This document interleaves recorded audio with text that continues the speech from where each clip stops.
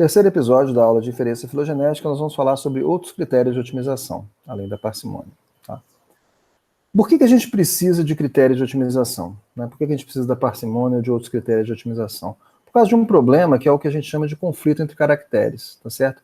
É um problema que não existia, por exemplo, não existe no caso da argumentação do Hennig, né, onde você vai usar sinapomorfias para identificar grupos monofiléticos. Só que se tudo fosse sinapomorfias, era fácil. Se a gente soubesse de antemão, era fácil. No entanto, a gente não sabe, a gente não tem só sinapomorfias, a gente tem homoplasias, a gente tem plesiomorfias e assim por diante.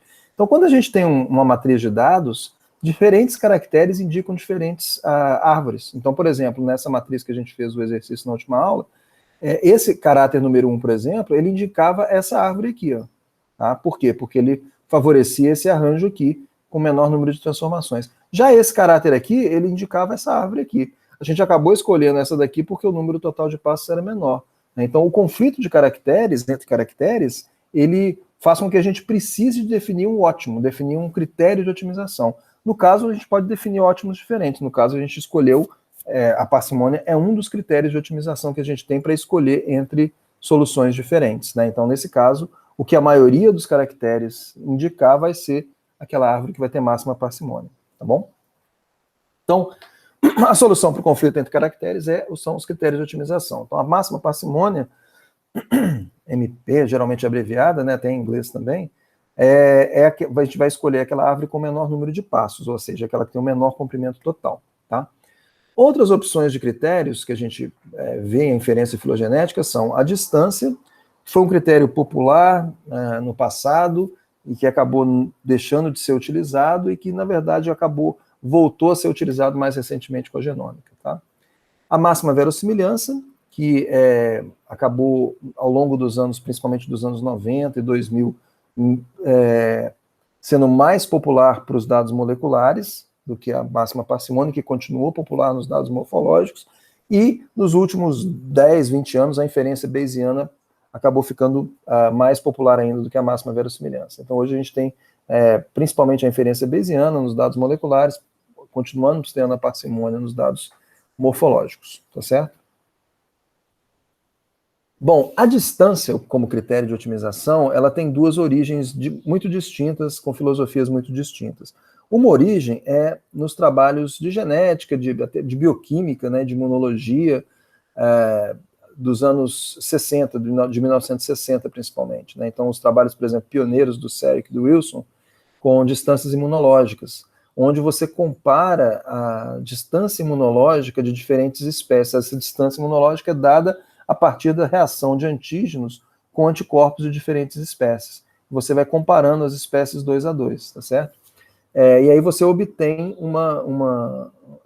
uma árvore que representa, de certa forma, essa distância imunológica.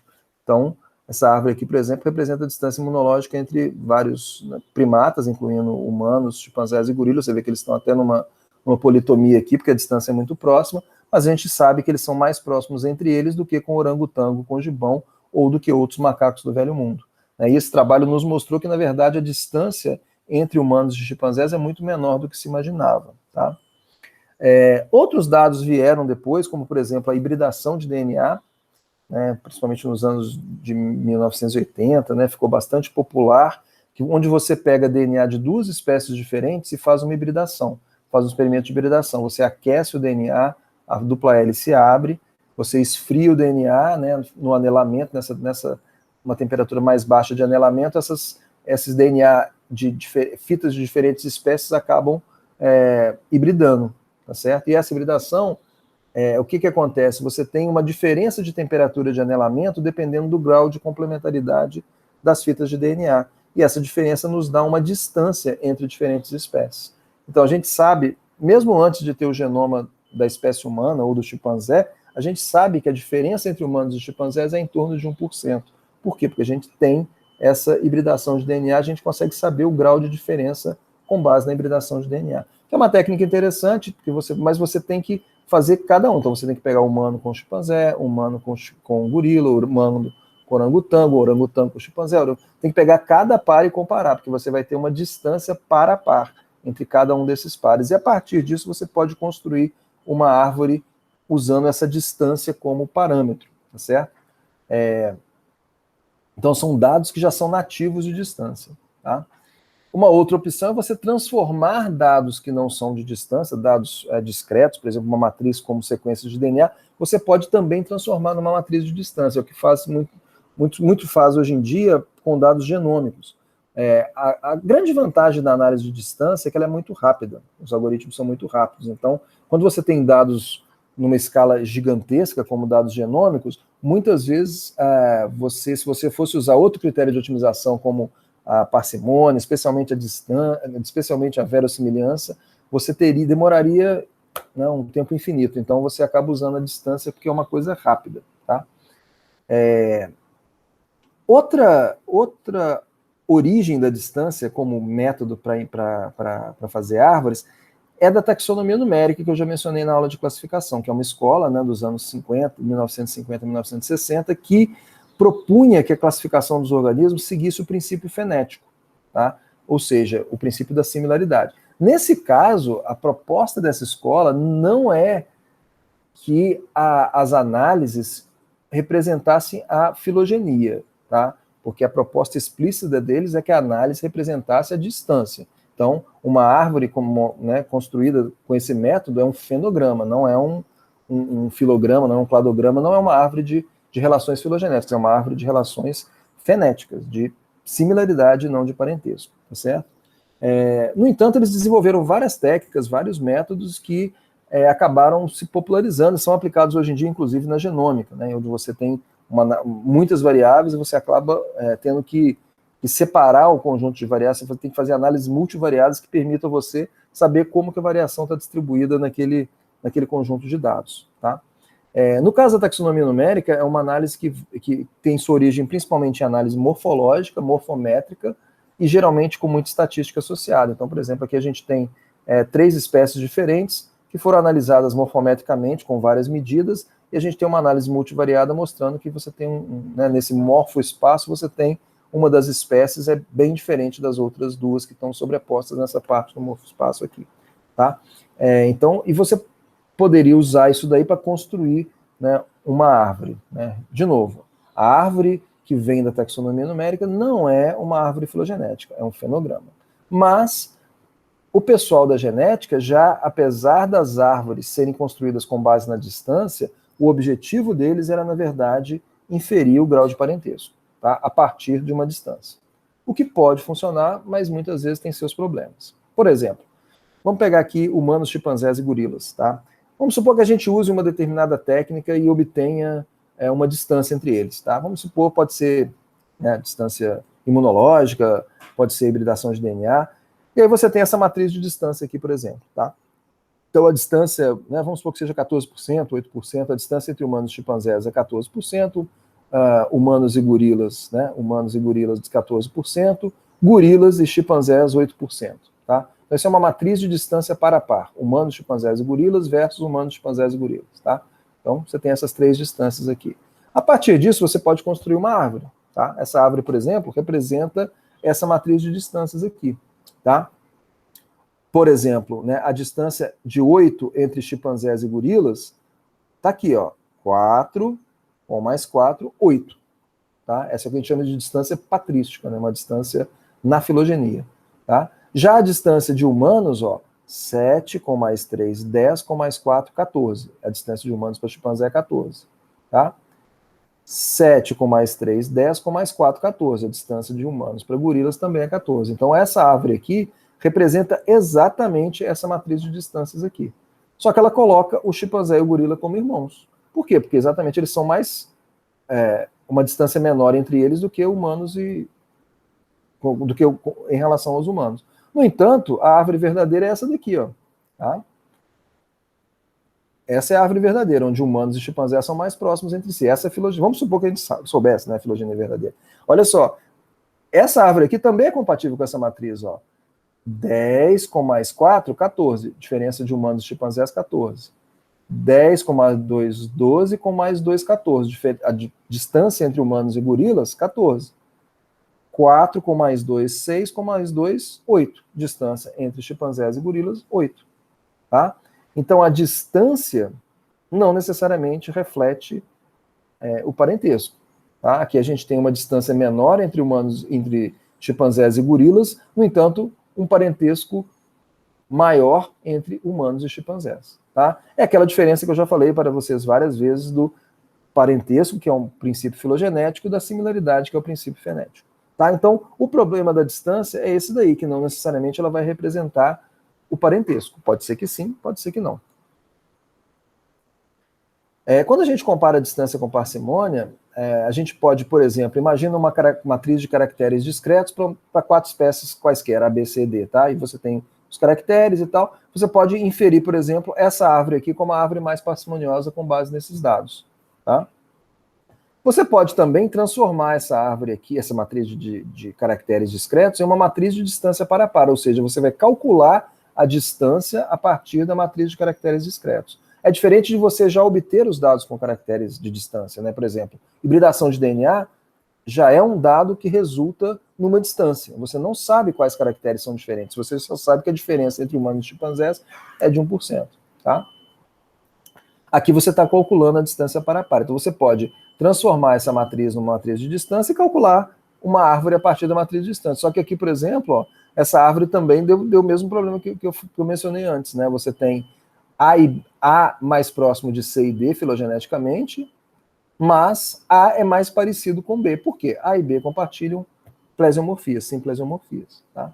Então, aí que entra essa diferença entre, né, uma coisa e outra. Por isso que a distância geralmente não é utilizada para inferência filogenética explicitamente, porque ela está, na verdade, apresentando uma similaridade, não necessariamente um parentesco. Tá? Recentemente ela foi ressuscitada com os dados genômicos. Com os dados genômicos não tem como, você não vai ter, não existe tempo de computação suficiente para se computar a árvore de máxima verossimilhança ou a árvore de máxima parcimônia, ou até a inferência bayesiana às vezes. Então, muitas vezes com dados genômicos, você, para ter um resultado, pelo menos um rascunho preliminar, você usa a distância, você usa a técnica da distância, porque é muito mais rápido para obter o resultado, tá?